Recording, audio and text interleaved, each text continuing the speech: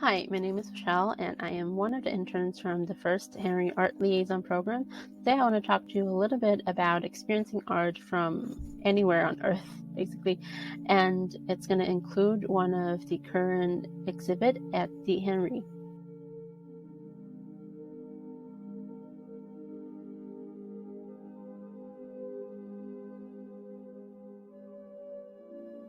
So as an Henry Art Liaison, we aim to be your peer at the exhibit.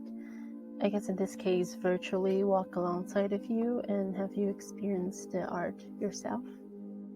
But I'm gonna have to let you in on a little secret. Chances are if you click on this video, you already know where the Henry is. It's in Seattle. It's right next to the University of Washington. But since you know what happened last year, I've been working from home, which happens to be halfway across the earth in Taipei, Taiwan.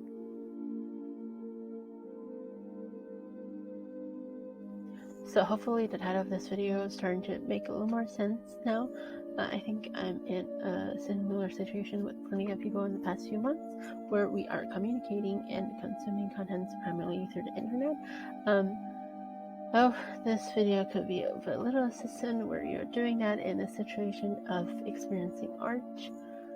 Two things I have in mind. One thing is like I just don't have the expectations where it's going to be exactly the same, that you're standing in the same room with the work. It doesn't mean one is lesser than the other. It just means that there's different context underneath the situation. The second one is I started to view how people would choose to present their artwork. I think that's one very interesting thing for me to look at as well. So this is the installation view of Elaine Cameron-Weir's Star Club Redemption booth. It's at the lower level galleries at Henry. It's an ongoing exhibit. It's going to last till September 12th. If you're around Henry, great, go visit it. If you're not, at least you're here. I was immediately drawn to the piece when I first saw it. It gives me this very quiet, calming feeling. It kind of reminds me of this question I had one time when I was visiting a museum with my friend, and we were talking about why it's always kind of quite physically draining at the end of a museum visit, even though you didn't really walk that much. My answer is that I think all the artwork has so much information, even though it's like not written in any languages. They're kind of silently screaming at you with all this information, and your brain is still kind of subconsciously processing them, and that still takes a lot of strength of you. That's what this piece reminds me of. Like, it's very kind of subtle and quiet, but yet the theme it's dealing with is very powerful. Elaine Cameron-Weir is a Canadian-born artist who is currently living and working in New York. This installation is composed of 3 main pieces. Also, the floor is part of the installation as well. So these are the first 2 pieces in the installation. They are the 2 low-relief icons. They are repurposed U.S. military body transfer cases. It's quite often to see a repurposed item in Elaine's work. They have casted aluminum candles on top of them, and the interesting thing is like the candle lights actually flickers. They are connected to this double height pulley system, suspension system, and they're connected to this conveyor belt. And on the conveyor belt, they have this crucifix icons on them. It's interesting. It's like they kind of like holding each other. I specifically asked if I can show this. This is a diagram that Elaine made to better explain to us how the entire system works. Making sketches is not part of her process of producing her work. If I recall correctly, she said she do a lot of writing, and if you want to know more about writing, I have a video linked down below. She also talks about reading as part of where she gets her inspiration from. So a closer look at the low relief icon, you can see the aluminum casted candles, and also the floor that's specially made for the space as well. There are pieces that fit together that fill the entire gallery. Also a closer look at the crucifix, which are quite literally the low relief icons. We asked Elaine where some of her materials from, and she said she just scavenge things out of habits and get inspired by some of the things as well. So this is the third piece in the installation. It's titled Right Hand Lifting Grinds of Fantasizer's Dust. It's made from a funeral backdrop with concrete textiles and neon tubing lights on top of it. So Elaine gets her inspiration from reading very often, and one thing she shared with us that she likes to read is instruction manual.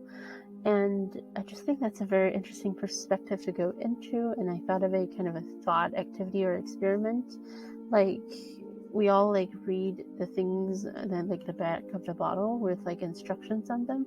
Like, try to read it this time with the perspective of the writer instead of the user and see what you can get out of that.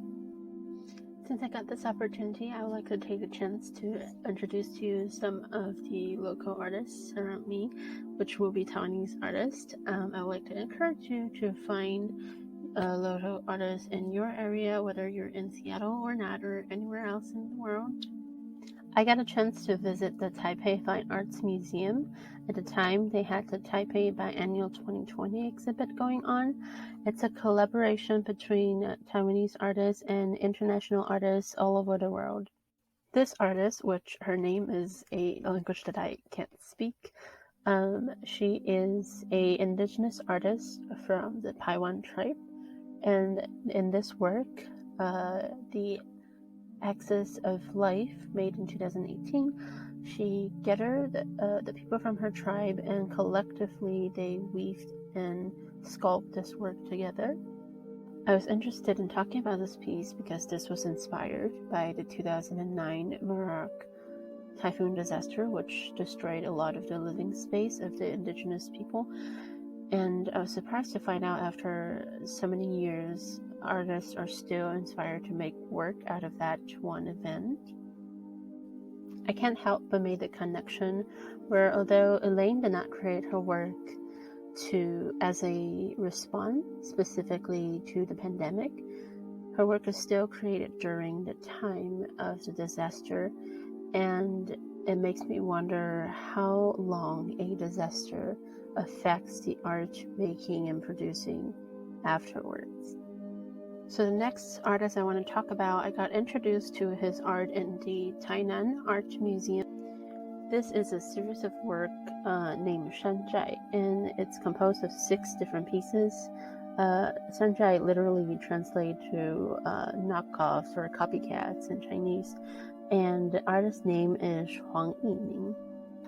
So the reason why the series is called Shanzhai or knockoff is because the artist used this traditional technique called jiannian in his work, and it's developed with the intention to repurpose like failed or broken porcelain and clayware. It's kind of similar to mosaic, but on each piece of the tiles, you can see there's like a curve on the surface because each piece was originally part of a pot or like a cup.